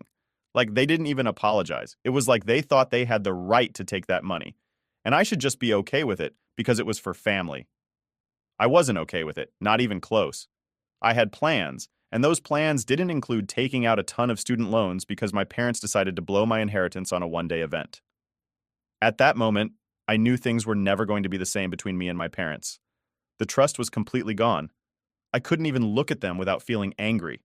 I wanted answers, but more than that, I wanted my money back. They told me I was being overdramatic, that I should just let it go, but how could I? This wasn't just about the money, it was about respect. They didn't respect me or what my great aunt wanted for me. I didn't know what to do next. Part of me wanted to scream at them, but I knew it wouldn't do any good. They clearly didn't care how I felt. So I made a decision right then and there. I wasn't going to let this slide. If they thought they could just walk all over me and get away with it, they were wrong. I was done being the good kid who just took whatever was thrown at them. I was going to fight back, even if it meant standing up to my whole family. It wasn't going to be easy, but I knew I couldn't let them get away with it. They might have thought I was just some dumb kid who didn't know how things worked, but they were about to find out just how wrong they were. Looking back, that moment at the bank was a turning point for me. It was the moment I realized that my parents weren't the people I thought they were. I always thought family was supposed to have your back, but clearly that wasn't the case here. They were more interested in appearances and keeping up with the community than they were in doing right by me. But I wasn't going to be quiet about it. If they thought I'd just roll over, they didn't know me as well as they thought they did. After finding out that my parents used my college money for my brother's wedding, I couldn't just sit there and let it slide. I was fuming, and there was no way I was going to let them get away with what they did. The thing is, my parents? They didn't see it that way at all. They thought I was just making a big deal out of nothing. They told me to calm down and stop acting so dramatic. Yeah, like I was going to just be chill about my future being stolen. Sure. I remember sitting down with them after I found out about the money. I wanted to give them a chance to explain themselves, to maybe show a little bit of remorse or admit they'd made a mistake. I thought, maybe they'll apologize. Maybe they didn't realize how much this was going to mess me up. But nope. My dad just sat there, all casual, like we were talking about some minor inconvenience. He goes, "We needed the money at the time, and your brother's wedding was important for the family." I stared at him, waiting for some sign that he realized how messed up that sounded, but nothing. He really thought I'd be fine with that explanation. I asked, "What about my future? What about what I needed? You didn't even think to ask me." My mom chimed in with the whole family comes first speech. I've heard that crap my whole life. Family, family, family. What they really meant was my brother comes first, and everyone else has to deal with it. I wasn't about to just take that without pushing back. So I stood up and told them straight. You stole from me. That money wasn't yours to take, and I want it back. I guess they weren't expecting that because my mom looked shocked for a second. But then she just shook her head and said I was being selfish. Selfish. Me. The person they just stole thousands of dollars from. The person who had worked hard all through high school to make sure I had a shot at college. Apparently, standing up for myself made me selfish in their eyes. That's when I realized there was no fixing this. They didn't care. They didn't see what they did as wrong, and they weren't going to make it right unless I forced them to. So, I made up my mind then and there. I was done with them. If they weren't going to do the right thing, I wasn't going to stick around and play happy family anymore. I didn't say anything else to them after that. I just went to my room, packed up some of my stuff, and left. I didn't have a big plan or anything. I just knew I couldn't stay in that house anymore, knowing how little they cared about me. I grabbed whatever clothes I could fit into a suitcase and called a friend to pick me up. I wasn't going to waste another second in a house where I clearly didn't matter. Walking out of that house felt weird. On one hand, I was angry, but on the other hand, there was this sense of relief. Like, I didn't have to deal with their crap anymore. I didn't have to pretend everything was okay when it clearly wasn't. The second I walked out the door, it felt like I was finally taking control of my life for the first time. Of course, leaving didn't fix everything. Far from it. I still had to figure out how I was going to pay for school. I didn't have much left in the bank after what my parents took, so I had no choice but to take out student loans. And let me tell you, that was a hard pill to swallow. I knew I'd be stuck paying those loans off for years, all because my parents decided a wedding was more important than my education. But even though I was stuck with the debt, I wasn't going to let them win. I made a promise to myself that I'd pay for school on my own if I had to, but I wasn't going to let them off the hook. They thought they could just take my money and move on like nothing happened, but I wasn't about to let that happen. I was done playing the role of the quiet, obedient daughter. They screwed me over, and I was going to make sure they paid for it. Literally. So after I left home, things just kept escalating. I didn't talk to my parents for a while after I moved out, but I wasn't done with them yet. It wasn't just about the money anymore. It was the principle of it. They thought they could just take my college fund and get away with it because it was for family. I wasn't going to let them think that was okay. The more I thought about it, the angrier I got. I mean, they didn't even apologize or try to make things right. They just assumed I'd roll over and accept whatever they did. But I knew I couldn't let this go. If I didn't stand up for myself now, they'd think they could keep treating me like this. So I decided I was going to sue them for the money they took. If that's what it took to make them pay me back, then fine. I wasn't going to back down. When I told a few people about my plan, I got a mix of reactions. My friends were totally on board. They all said it was the right thing to do, that my parents were wrong, and I shouldn't let them take advantage of me. But when word got around to my family, yeah, that's when things started getting messy. My family acted like I was the worst person in the world. It was like they were more upset about me suing my parents than the fact that my parents stole from me in the first place. The phone calls started almost immediately. My aunt called me first, trying to guilt trip me into dropping the whole thing. This is family business, she said, and you don't air family business in public. She kept saying that I was putting money above family and that I needed to think about the shame this was going to bring on everyone. She even threw in the whole respect your elders card, like that was going to change my mind. I told her straight up. They stole from me. This isn't about disrespecting anyone. It's about getting back what's mine. She didn't like that response, and we haven't spoken since. It wasn't just her, though. Cousins, uncles, even people I barely talked to before all of this started calling and texting, telling me I needed to drop the lawsuit and think about the family's reputation. The family's reputation. Like I'm supposed to care about how we look after they screwed me over? The worst part was how my parents reacted. They didn't even try to deny what they did. Instead, they kept saying I was overreacting, that I should let it go, and that we could work something out. I told them if they wanted to work something out, they should have thought about that before taking my money. They tried to tell me they'd pay me back eventually, but there was no way I was trusting them at that point. I wasn't born yesterday. That's when they started offering to pay me back in installments, like I was some sort of credit card company. They thought they could just drag this out, paying me a little bit here and there, and maybe I'd get tired of it and stop asking. But I wasn't going to let that happen. I told them straight up, if you don't want me to sue you, you're going to have to pay me back everything, and you're going to do it now. Of course, they didn't like that, my dad especially. He called me ungrateful and selfish, saying they did what they had to do for the family and that I should be ashamed of myself for not understanding that. I just couldn't believe how blind they were to how wrong they'd been. They didn't see what they did as stealing. They saw it as doing what was best for the family, as if blowing thousands of dollars on a wedding was somehow more important than my education. The conversations got heated pretty quickly. My mom cried on the phone saying I was going to tear the family apart. My dad tried to act tough, like I was the one in the wrong. It was the same nonsense they'd been spouting since this all started. They kept acting like I was the problem, that I was the one causing all the drama. But I wasn't the one who took someone else's money without asking. I wasn't the one who spent my daughter's future on a wedding. It was around this time that my brother decided to get involved.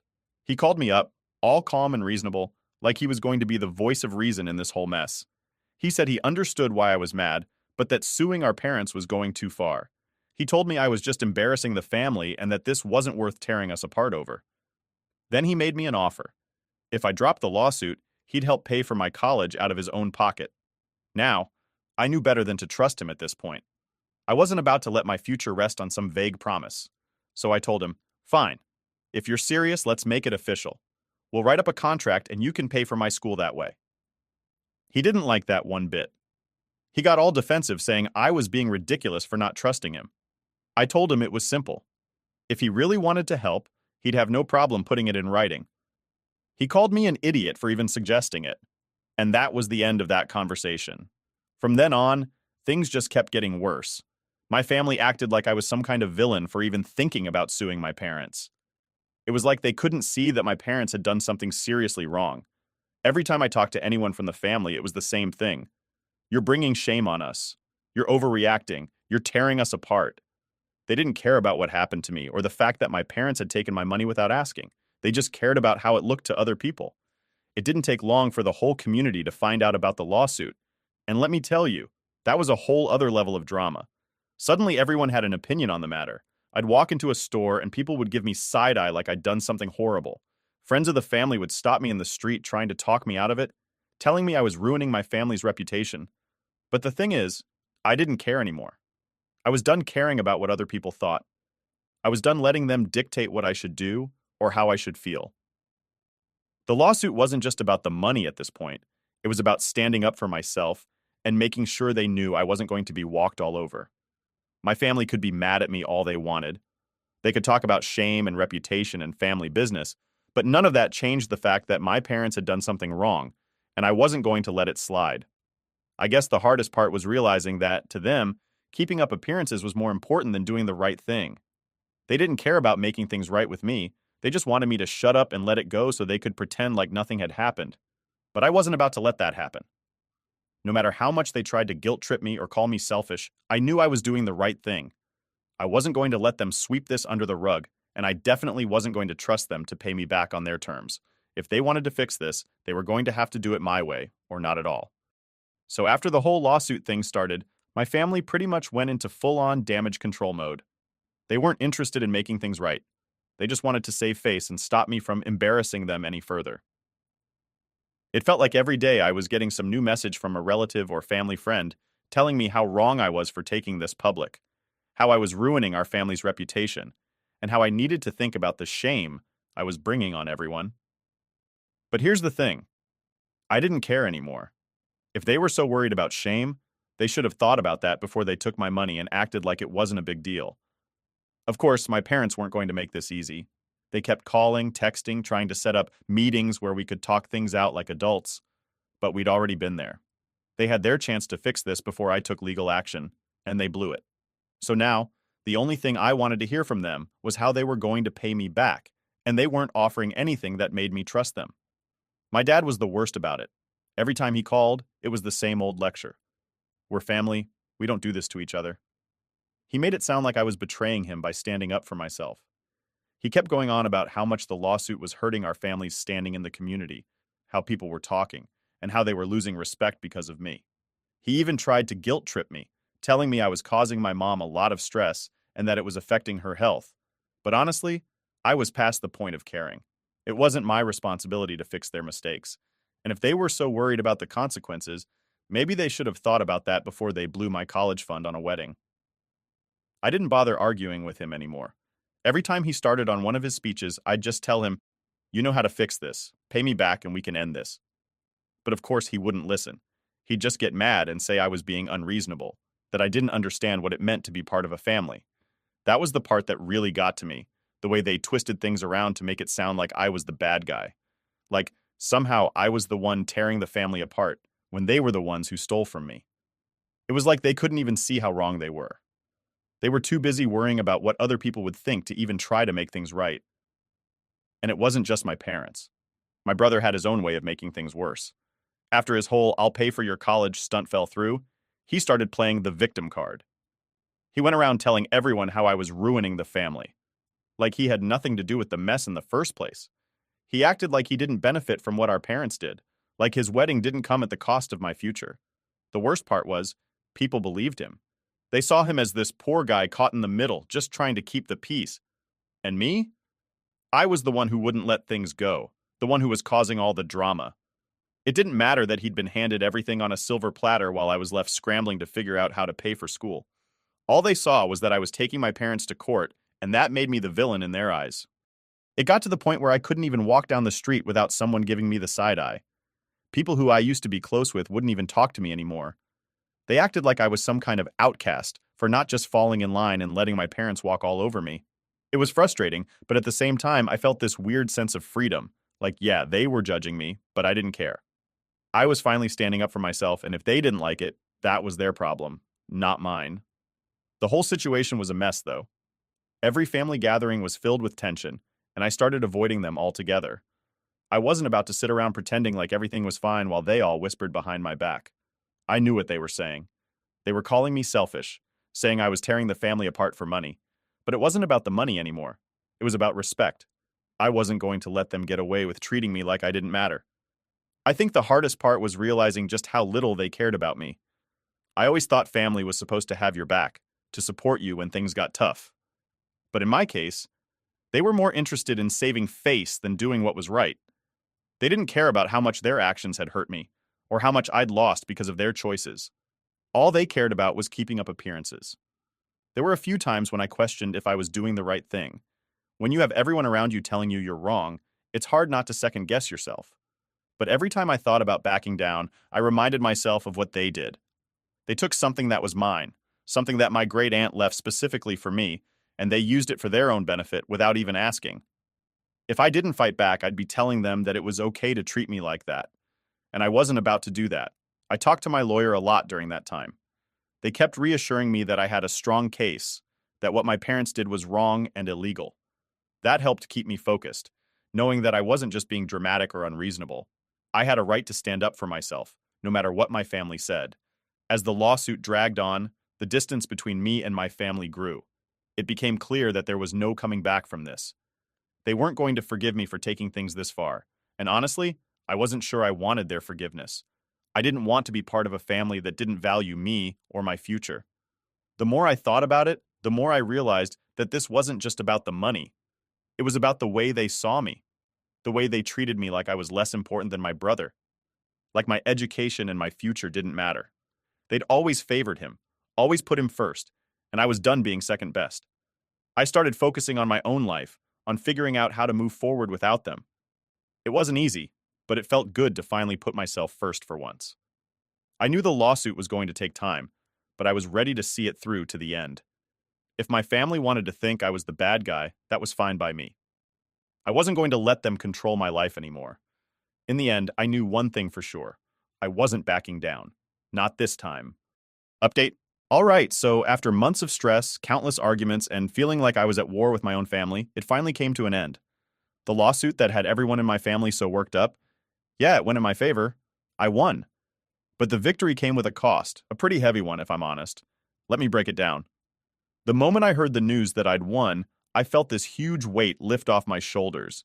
It was like all the frustration and anger I'd been carrying around was finally justified. I wasn't crazy, and I wasn't overreacting like everyone kept telling me. What my parents did was wrong, and now, legally, they had to pay me back for it. But that feeling of relief didn't last long. See, winning the lawsuit meant that my parents had to come up with the money they took. And we're not talking about a small amount. They owed me thousands. At first, they tried to downplay it. like the court's decision wasn't a big deal and they'd figure something out. But figuring something out meant they had to mortgage one of their properties to pay me back. And let me tell you, that caused a whole new level of chaos in the family. When word got out that they had to mortgage their property, everyone freaked out. My relatives couldn't believe it. Suddenly, I wasn't just the girl who sued her parents. I was the reason they had to mortgage their house. The whispers started up again, and people were treating me like I had done something unforgivable. But here's the thing. I didn't force them to take my money in the first place. If they hadn't stolen from me, they wouldn't be in this situation. I still remember when my mom called me after they finalized the mortgage. She was crying, saying how ashamed she was, how this was all my fault, and how they never thought it would come to this. She made it sound like I was the villain in some tragic story, like I had somehow ruined their lives. But in reality, they did this to themselves. I wasn't the one who decided to take the money without asking. I wasn't the one who chose to prioritize a wedding over my future. Even though I knew I was in the right, it still hit me hard. I mean, no one wants to be at odds with their family. I never imagined I'd end up here, with my parents resenting me and most of my relatives refusing to talk to me. It's a weird feeling, being so disconnected from the people you've known your whole life. But honestly, I was okay with it. I'd rather be alone than be surrounded by people who didn't respect me. The way I saw it, if my family couldn't understand why I did what I did, then maybe it was time to cut ties for good. I had spent too long being treated like I didn't matter, and I wasn't about to go back to that just to keep the peace. My friends, on the other hand, were incredible. They had my back through the whole thing, reminding me that I wasn't crazy, that I was doing the right thing, even when my family made me doubt myself. Most of them didn't come from the same cultural background as me, so they didn't fully understand the pressure I was under to stay quiet and let things go. But they knew enough to see that I was being treated unfairly, and that meant everything to me. Getting invited to family gatherings, and the few people who still talked to me did so reluctantly, like they were afraid of being seen with me. My brother? Yeah, he's still acting like the victim in all of this, but I'm done with him. He's not someone I can trust, and I've accepted that. The funny thing is, in a weird way, I feel freer now than I ever have. I'm no longer tied to their expectations, their constant need for me to be the good daughter who sacrifices everything for the family. I don't have to pretend anymore, and that's been the best part of all of this. I can finally focus on what I want for myself without worrying about what they think. I've also made sure that the other young women in my family, my cousins, nieces, have locked down their education funds. I've warned them not to trust anyone with access to those accounts because I don't want them to end up in the same position I was in. If nothing else, at least I can help make sure that this doesn't happen to anyone else. Looking back, I know I made the right choice. Was it easy? No, but it was necessary. My parents needed to be held accountable, and if that meant being labeled the black sheep of the family, then so be it. I'm okay with that. At the end of the day, I've learned that standing up for yourself, even when it feels like the whole world is against you, is worth it. I'm moving forward now, and honestly, I've never felt more confident in my own decisions. I've got my money back, I'm paying off my student loans, and I'm building the life I want for myself, without their interference. And you know what? That feels pretty damn good. Update. So after the lawsuit wrapped up, you'd think my family would just let things be, right? Like I'd won, they'd paid me back, and we'd all move on with our lives. But no, that's not how my family works. Even after everything, they still tried to find ways to pull me back into their nonsense. And of course, it all came down to more entitled behavior from their side. First off, my parents didn't even give me a proper apology after the court decision. You'd think after losing in court and having to mortgage their property to pay me back, they'd at least say, "Sorry for stealing your college fund," but nope. Instead, they acted like I was the one who owed them an apology for making them go through all of this. My dad, in particular, couldn't stop himself from making snide comments whenever we did speak. Comments like, "It's a shame that our own daughter would put us through this after everything we've done for her." Everything they've done for me? That was the real kicker. Whoops, almost said that word. They honestly believed they were still the victims in this whole mess. My mom even started going around to extended family, telling them how I was ruining their retirement plans because of what they had to pay me. Like what? They stole my money and thought I should care about their retirement plans now? Give me a break. But it didn't stop there. About a month after the court decision, my brother reached out. I hadn't spoken to him since the lawsuit started, and honestly, I didn't expect to hear from him anytime soon. But apparently he had something on his mind. He called me up, acting like everything was fine, and then hit me with this request. He asked me to help pay back the mortgage my parents had taken out because of the lawsuit. Yeah, you heard that right. He thought it'd be a good idea for me to pitch in and help pay back the loan my parents took out to give me my own money back. He acted like it was my responsibility to make sure our parents weren't struggling financially, even though it was entirely their fault in the first place. When I asked him why he thought I'd do something like that, he had the nerve to say, "Well, you got your money, didn't you? The least you could do is help them out now that things are hard for them." He seriously couldn't wrap his head around the fact that this was their problem, not mine. I told him straight up, if they hadn't taken my college fund in the first place, they wouldn't be in this mess. It's not my job to fix the situation they created. He didn't like that response. He kept pushing, saying how ungrateful I was and how, as a family, we should support each other in hard times. Funny how that support only seemed to go one way, though. When I needed help with college, they took my money and left me to figure it out on my own.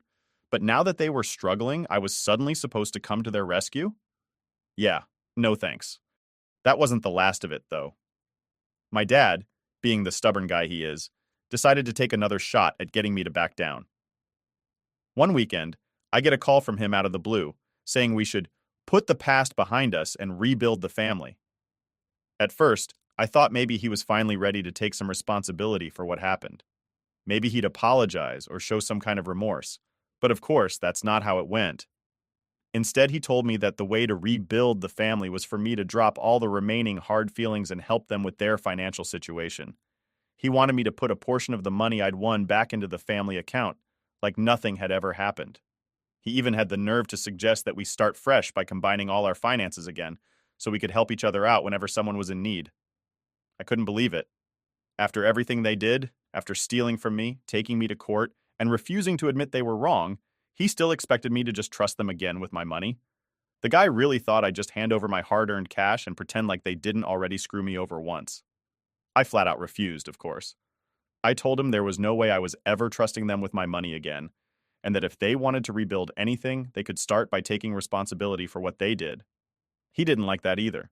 He went on about how I was tearing the family apart and how I was being selfish by holding on to the past. But honestly, at that point, I was done caring about what he thought. It wasn't just my parents either. Even my extended family got in on the entitled nonsense.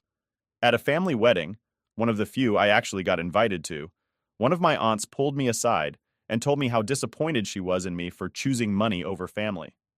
She said that everyone was talking about how I'd embarrassed my parents and how I should have let it go for the sake of peace. I just stared at her and asked, "Would you have let them take your money for someone else's wedding?" She didn't have an answer to that. I guess that's the thing with entitled people. They expect you to just sit back and let them take advantage of you. But the moment you stand up for yourself, you're the villain. It was frustrating, but at the same time, I felt more certain than ever that I'd done the right thing. If standing up for myself meant I had to be the bad guy in their eyes, so be it. By the end of all this, I realized that no matter how much they tried to guilt trip me or act like I owed them something, I didn't. They were the ones who crossed the line, and I wasn't going to let them pull me back into their mess. This story is titled, "After Losing My Parents, My Brothers Left Me in Foster Care. 10 years later, They Want My Help." Hey everyone!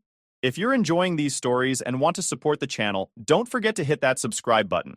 It's completely free, takes only a second, and helps me bring you even more awesome content like this. Now let's start the video. OP starts by saying, "When I was 10, my mom passed away. It was sudden, and there wasn't much time to process what was happening.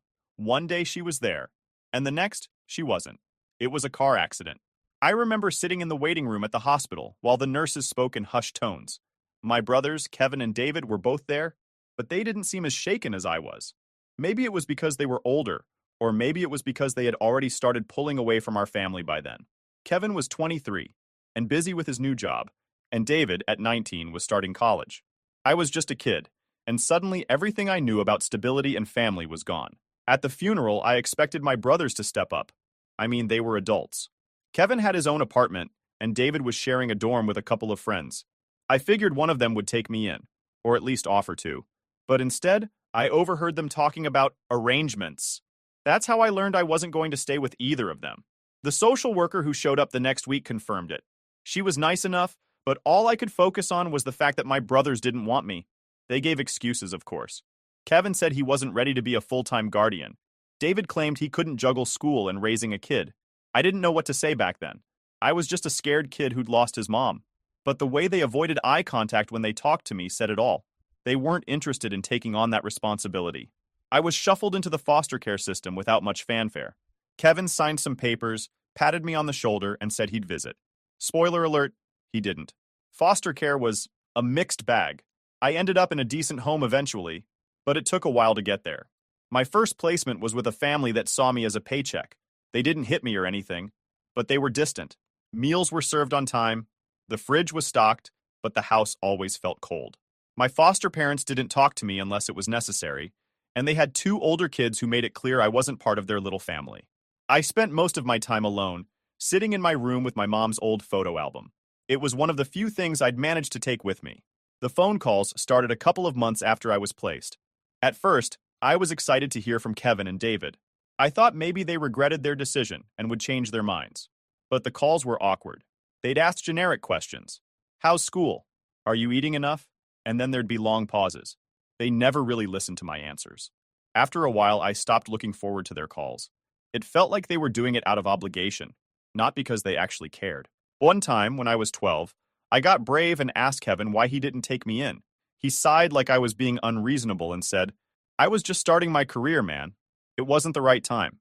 David gave a similar excuse when I asked him.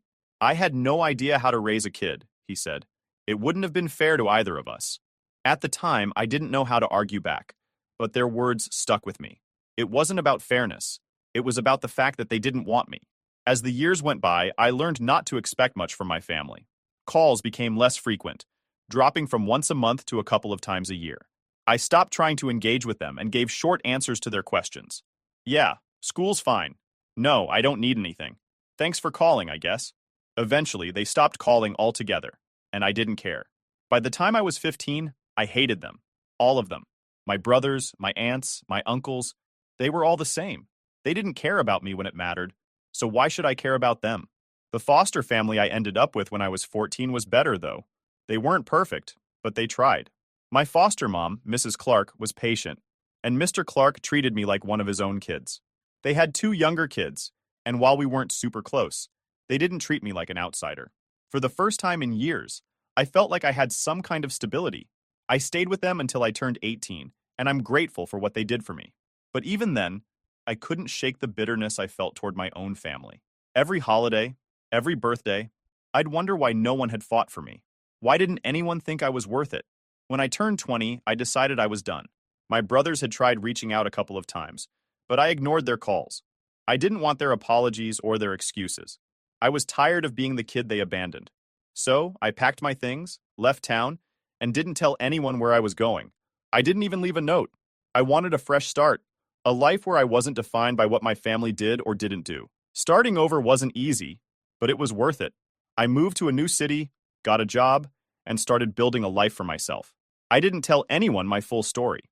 When people asked about my family, I'd just say, "We're not close," and change the subject. It was easier that way. No one needed to know about the years I spent feeling like I wasn't enough. Looking back, I don't know if I'll ever forgive my brothers. Maybe they thought they were doing the right thing, or maybe they were just selfish. Either way, they made their choice, and I made mine. All I knew was that I wasn't going to let their neglect define me anymore. For the first time in years, I felt like I had control over my own life, and that was enough for me. Starting over at 20 felt freeing but also terrifying. I packed everything I owned into a beat-up duffel bag and caught a bus to a city I'd only seen on TV. I didn't know anyone there, but that was the point. I wanted a clean slate, where no one knew me as the kid who got left behind. I didn't have much of a plan, just enough money to get by for a couple of weeks, and a vague idea that I'd figure things out as I went. The first few months were rough. I stayed in a cheap hostel while I looked for work, eating instant noodles most days and stretching every dollar. I'd pick up odd jobs, dishwashing, unloading trucks, cleaning offices, just to keep the lights on. I barely slept, partly because the hostel was noisy, but mostly because I couldn't stop thinking about whether I'd made the right choice. Was it stupid to cut ties with everyone and start from scratch? But every time I thought about reaching out to my brothers, I'd remember those awkward calls, the excuses, and the way they let me down when I needed them most. That was enough to keep me moving forward. Eventually, things started to click. I landed a job at a small coffee shop, the kind of place where the regulars knew your name and tipped in crumpled dollar bills. The pay wasn't great, but it was steady, and the owner, Mrs. Patel, took a liking to me. She reminded me a bit of Mrs. Clark, my last foster mom. Kind but no nonsense. She'd nag me about eating more vegetables and staying out of trouble, which I secretly appreciated. It had been a long time since anyone cared enough to do that. Working at the coffee shop gave me a sense of stability I hadn't felt in years. I started making friends with some of the regulars, like Alex, who ran the bookstore next door, and Lisa, a student who always came in with her nose in a textbook. For the first time in forever, I felt like I had a community. No one asked about my past, and I didn't offer any details. They just knew me as the guy who made a killer latte and always had a joke ready. It was enough. At 22, things got even better.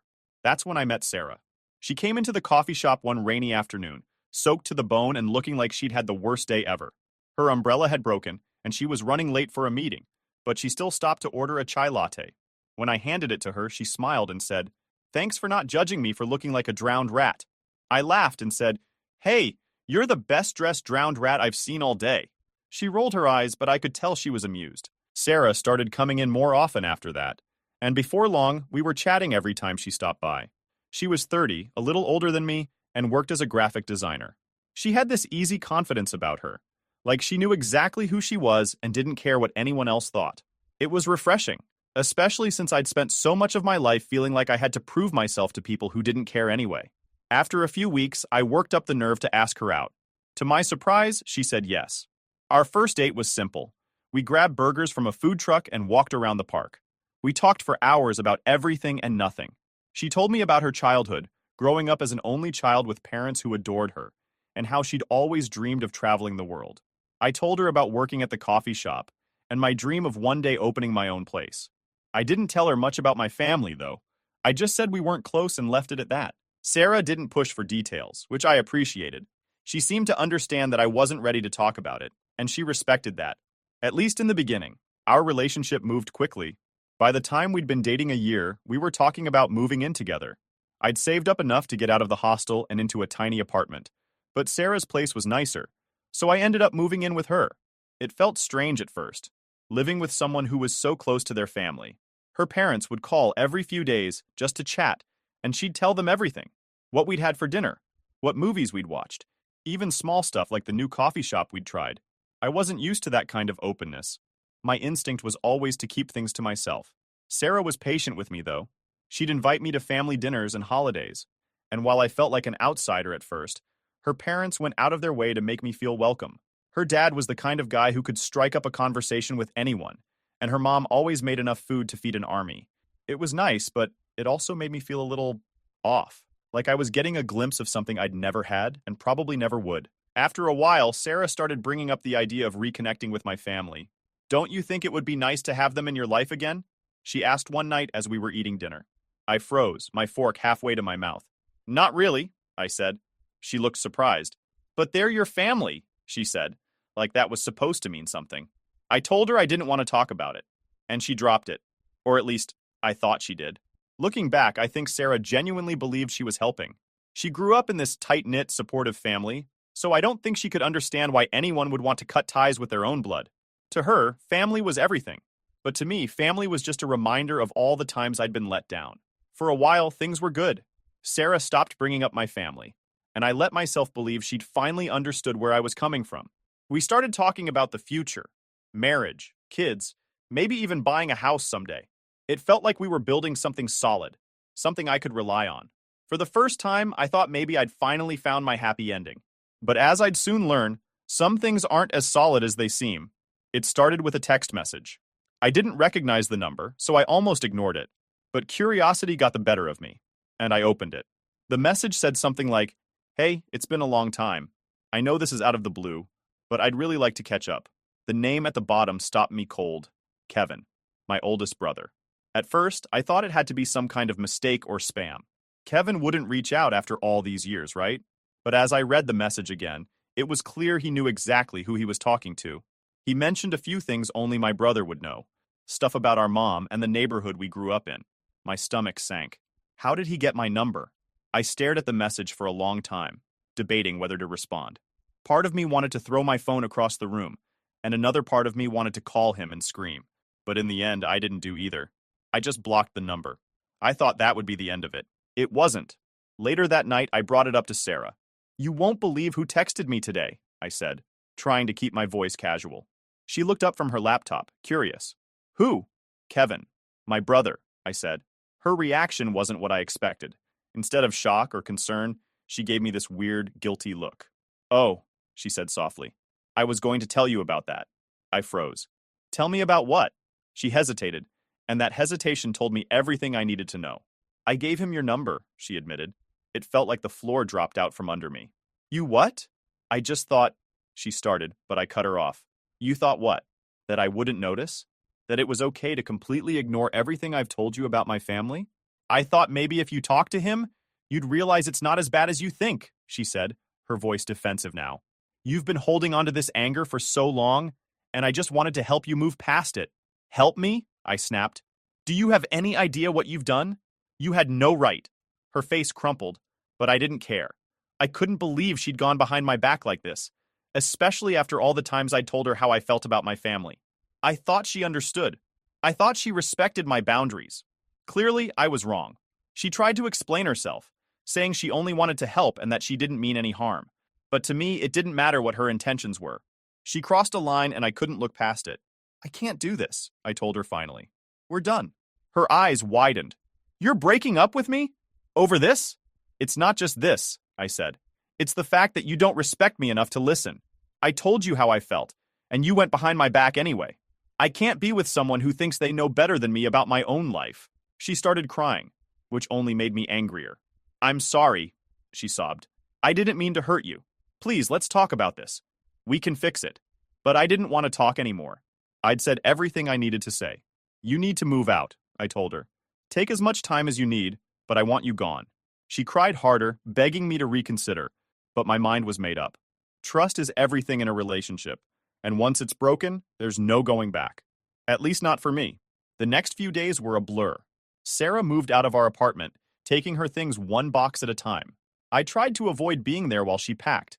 It was too painful to watch, even though I knew I'd done the right thing. Her parents started calling me, which only made things worse. They left voicemail after voicemail, saying Sarah was heartbroken and didn't understand why I was being so harsh. They argued that she had good intentions and didn't deserve to be punished for one mistake. But it wasn't just one mistake. It was a betrayal of trust. And if they couldn't understand that, there was no point in trying to explain it. I blocked their numbers too. One night, about a week after Sarah moved out, I sat on the couch staring at the empty space where her bookshelf used to be. I felt this weird mix of emotions. Anger, sadness, relief.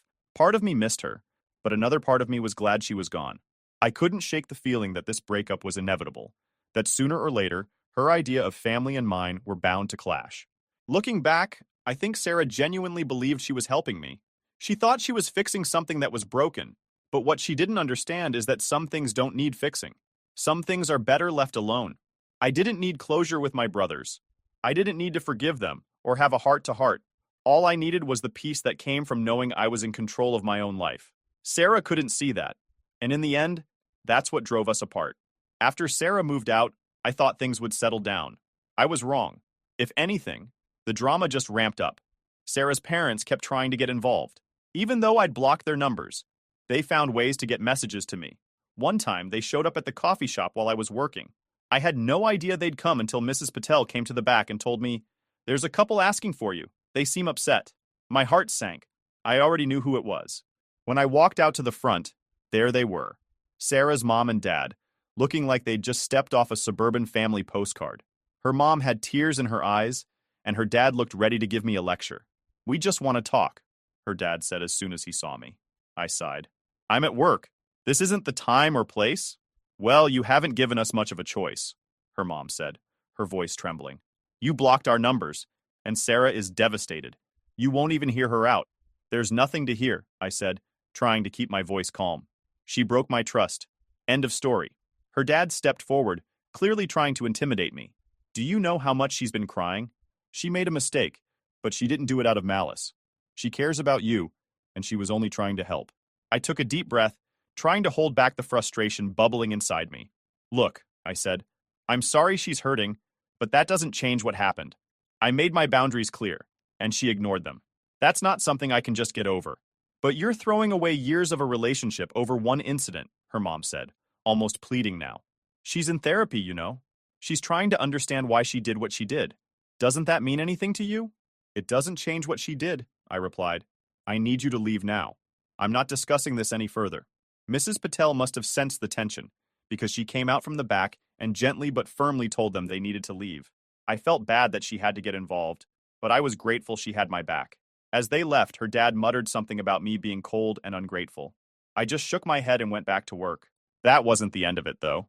Sarah herself started sending me letters. At first, I ignored them. I didn't even open the first few, just tossed them in the trash. But one day, curiosity got the better of me, and I opened one. In the letter, she apologized again for what she'd done. She said she regretted crossing my boundaries and wished she could take it back. But she also doubled down on her reasoning, saying she still believed I needed to confront my past. I just wanted you to have the chance to heal, she wrote. I didn't mean to hurt you. I was trying to help. Reading that letter made me angrier than I thought it would. It wasn't that she was apologizing. That part was fine. But the way she kept framing it as if she knew better than me about my own life, that made my blood boil. She didn't understand that her version of help was the exact opposite of what I needed. I didn't respond to her letters. I didn't see the point. It was clear we were never going to see eye to eye on this, and dragging it out would just make things worse. I focused on work, on rebuilding my routine without her. Some days were easier than others. There were moments when I'd think about texting her or calling her, just to see how she was doing. But I knew better. Once trust is broken, it's almost impossible to fix. Around this time, my brothers started trying to contact me more persistently. Blocking Kevin's number hadn't been enough. They found me on social media too. I'd deleted my accounts years ago, but apparently Kevin had gotten David involved, and David wasn't blocked yet. I got a message from him that just said, "We need to talk." I deleted it without replying, but the message lingered in my head for days. What did they want? Why now? I couldn't shake the feeling that Sarah's meddling had opened a door I'd worked hard to keep closed. It made me resent her all over again, even though I knew I was the one who had to deal with it now. Eventually, I decided to send David one last message. It was short and to the point. I'm not interested in talking. Please stop contacting me. I blocked him immediately after sending it. I thought that would be the end of it. I was wrong again. One night, I was sitting in my apartment when I got a knock on the door. I wasn't expecting anyone, so I hesitated before opening it. When I finally did, I was stunned to see Kevin standing there. "What are you doing here?" I asked, my voice cold. "I just want to talk," he said, holding his hands up like he was surrendering. "Can I come in?" "No," I said flatly. "Whatever you have to say, you can say it here." He looked taken aback but nodded. "Look, I know you're mad at me and David. I get it. We should have done more when Mom died. We screwed up, but we've been trying to make it right, and you keep shutting us out." I crossed my arms. "You had 10 years to make it right. Why now?" He hesitated. "We didn't know how to reach you." And then Sarah reached out. She told us what happened, and it got us thinking. We just want a chance to fix things. Hearing him say her name felt like a punch to the gut. "Sarah had no right to get involved," I said through gritted teeth, "and you have no right to show up here uninvited. I've made it clear I don't want to talk to you." Kevin's face fell, but I didn't care. "I'm sorry," he said quietly, "for everything. I miss my little brother." "You should have thought about that before you abandoned him," I said. Then I shut the door in his face. That night, I couldn't sleep. Seeing Kevin brought back memories I'd tried to bury, memories of being a scared, lonely kid, wondering why no one wanted him. It reminded me why I'd cut ties in the first place. Some people don't deserve second chances. After Kevin showed up at my door, I knew I had to make some changes. Blocking numbers and ignoring messages wasn't enough anymore. My family had a way of creeping back in, no matter how clear I made it that I didn't want anything to do with them. It felt like I was constantly looking over my shoulder, waiting for the next message or knock at the door. I hated feeling that way, like I wasn't fully in control of my own life. The first thing I did was talk to my landlord.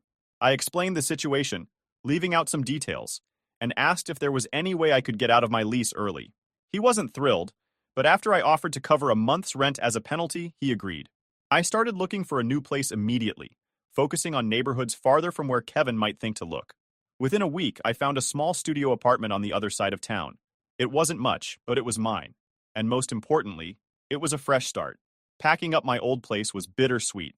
As much as I wanted to leave, this apartment had been my first real home after foster care. It was where I'd started rebuilding my life, piece by piece. It was where I met Sarah, where I'd thought for a while that I could finally have something stable. Leaving it felt like leaving behind a chapter of my life, one that had been both painful and hopeful in its own way. The move helped more than I expected. Being in a new place with new surroundings gave me a sense of freedom I hadn't felt in a long time. For the first time in weeks, I felt like I could breathe again. I threw myself into work, picking up extra shifts at the coffee shop and saving up for the future. Mrs. Patel noticed I was working harder than usual and pulled me aside one day. "You okay?" she asked, her eyes full of concern. "Yeah," I said, forcing a smile. "Just keeping busy." She didn't push, but I could tell she didn't fully believe me. Still, her kindness meant a lot. It reminded me that not all relationships had to be complicated or painful. Some people just cared because they wanted to, no strings attached. Sarah, of course, didn't give up right away. Even after moving, I got a couple more letters from her, forwarded to my new address. I didn't bother opening them. I knew whatever she had to say wouldn't change anything. I'd made my decision, and I wasn't going to second guess it. I kept telling myself that trust was the foundation of any relationship, and once it's broken, there's no going back. It was hard, though. Some nights I'd lie awake thinking about the good times we'd had and wondering if I'd been too harsh. But deep down, I knew I hadn't. What she'd done wasn't just a mistake. It was a fundamental disregard for who I was and what I needed. As for my brothers, I didn't hear from them again after Kevin's visit. Whether they'd finally gotten the message or were just waiting for the right moment to try again, I didn't know. And honestly, I didn't care. The more time passed, the more I realized how much lighter I felt without them in my life. I wasn't carrying around that anger and resentment anymore, not because I'd forgiven them, but because I'd finally accepted that I didn't need them. Their opinions, their guilt trips, their attempts to reconnect, none of it mattered. I was done letting them have power over me. One day, about 6 months after Sarah and I broke up, I got an email from an old friend I hadn't talked to in years. It was someone I'd met during my time in foster care, a guy named Marcus. He'd been a couple of years older than me, and we'd lost touch after he aged out of the system. Seeing his name in my inbox was a surprise, but a welcome one. In his email, Marcus said he'd recently moved to my city and was working as a mechanic. He asked if I wanted to grab coffee sometime and catch up. I hesitated at first. Letting someone from my past back into my life felt risky, especially after everything that had happened. But Marcus wasn't like my brothers or Sarah. He knew what it was like to grow up without a safety net, to feel like you had to figure everything out on your own. So I replied and set up a time to meet. Seeing Marcus again was like stepping back into a world I'd almost forgotten. We talked for hours, sharing stories about our foster families, and laughing about the dumb stuff we used to do as kids. He told me about his struggles trying to find stable work after aging out and how he'd finally landed on his feet.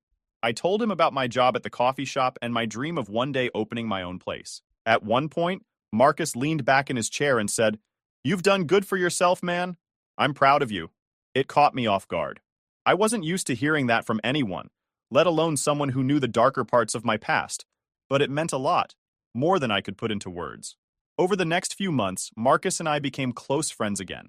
Having someone who understood my past, who didn't judge or try to fix me, was a game changer. He reminded me that family isn't always about blood. It's about the people who show up for you when it counts. With Marcus's encouragement, I started thinking seriously about my future. I'd been saving up for years, and while I wasn't anywhere near ready to open my own coffee shop, the dream didn't feel as far off as it used to. For the first time in a long time, I felt like I was building something real, something that was entirely mine. Looking back, cutting ties with Sarah and my brothers was one of the hardest decisions I've ever made, but it was also one of the best. It taught me the importance of boundaries, of standing up for what I need and not letting anyone guilt me into compromising that. I don't regret the choices I made, even though they were painful. They brought me to where I am now, a place where I can finally start moving forward. As for my family, I wish them well, but I don't need them in my life. I've learned that some relationships aren't worth saving, and that's okay. Not every story needs a happy ending. Sometimes the best thing you can do is walk away and focus on building the life you deserve.